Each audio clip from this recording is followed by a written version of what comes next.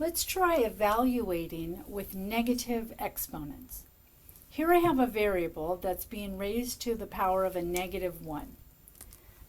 The main concept here is that if you take this and rewrite it as a fraction, it already is a fraction, isn't it? It's over an unwritten 1. But if you take this whole thing and move it underneath, like so, it changes the sign of the exponent. Now, this doesn't make much sense unless you put a placeholder up here, so you do need a 1. So you are not flipping it necessarily, you are moving this down here, and then this unwritten 1 now has to show up in order for this to make sense. So I hope that makes sense. Let me show you one more. Let's suppose you have the letter A to the power of 3.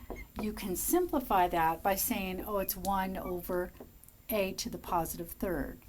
Now, we're going to evaluate it with, we have to do that with numbers. So let's try another one.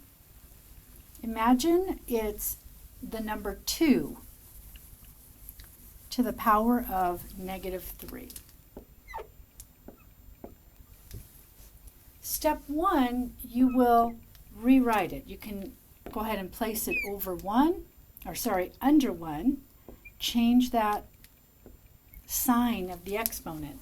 So this is simplified. However, the instructions say to evaluate, and you might want to make note of this. Evaluate means to work it out. And 2 to the third power needs to be calculated. So we get 1 over 8, which is 2 times 2 times 2, which is 8. That's what we mean when we say to evaluate it.